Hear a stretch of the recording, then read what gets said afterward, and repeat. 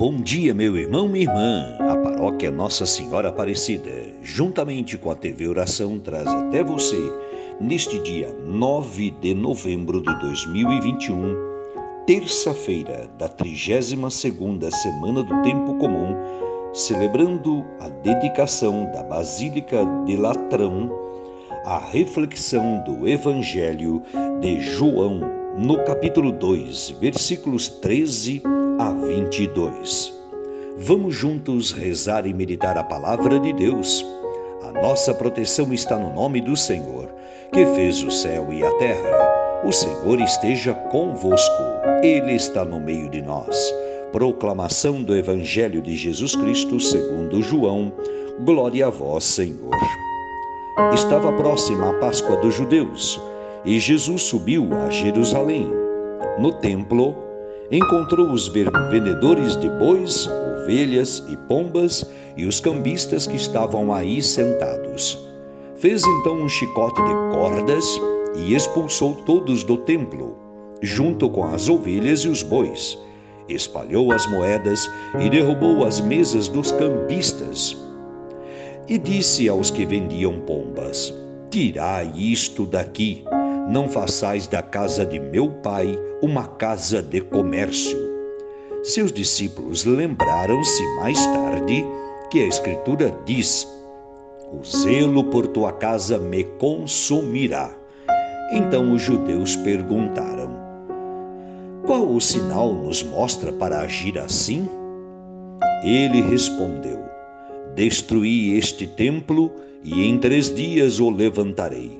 Os judeus disseram: 46 anos foram precisos para a construção deste santuário, e tu o levantarás em 3 dias?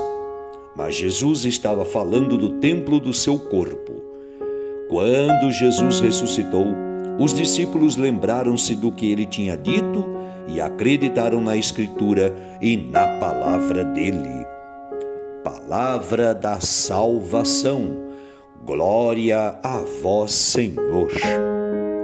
Meu irmão, minha irmã, celebramos hoje a dedicação da Basílica do Latrão.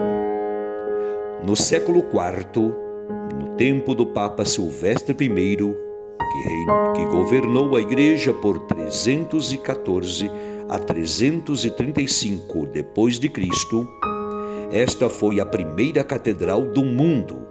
Aí se celebravam especialmente os batizados na noite de Páscoa.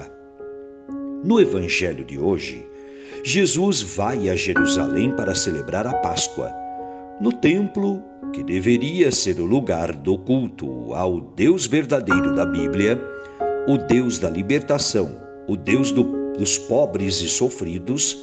Ele encontra um verdadeiro mercado, onde no pátio externo era possível comprar os animais para os sacrifícios e trocar a moeda, uma vez que a moeda corrente do país não era aceita no templo.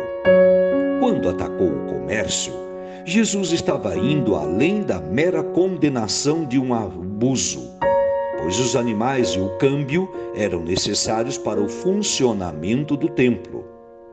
Como Jesus substituiu a purificação dos judeus no sinal das bodas de Caná, aqui ele demonstra que o centro do culto judaico perdeu o sentido, pois a presença de Deus, antes achada no templo, agora deturpada pelo comércio e a política. O evangelista João explica que o templo é o corpo de Jesus, que será ressuscitado em 3 dias. Ele usa do propósito do verbo reerguer em lugar de reconstruir. As autoridades judaicas destruíram o templo, o sentido dele, abusando do povo economicamente. Como vão destruir o corpo de Jesus, matando-o? Mas Jesus tem o poder de reerguer o verdadeiro templo, onde habita Deus, na ressurreição, depois de 3 dias. Mais uma vez, Jesus, através de uma ação profética, desmascara a deturpação da religião, por parte das autoridades de Jerusalém. Embora o templo fosse muito bonito e imponente, as liturgias pomposas, bem frequentadas, a sua religião era vazia, pois escondia o rosto verdadeiro do Deus da Bíblia. As igrejas correm este mesmo risco nos dias de hoje. Além da descarada exploração financeira dos seus fiéis por parte de algumas seitas, e cuidemos para não generalizarmos aqui. Aos poucos, muitas comunidades cristãs perderam a sua dimensão profética de denúncia e anúncio, configurando-se ao mundo neoliberal do consumismo e gratificação emocional imediata, tornando o evangelho uma mercadoria a ser vendida através de um marketing que jamais pode questionar os valores da sociedade vigente. Assim, o texto de hoje nos traz uma alerta. Jesus não veio compactuar com uma religião exploradora, alienadora e aliada ao poder, mas para encarnar as opções do Deus Javé, libertador dos males e de toda exploração. Ele veio para que todos tenham vida e vida em abundância, como nos diz o Evangelho de João no capítulo 10, versículo 10. Uma religião que abandona sua função profética é tão traidora como a religião decadente das elites do templo.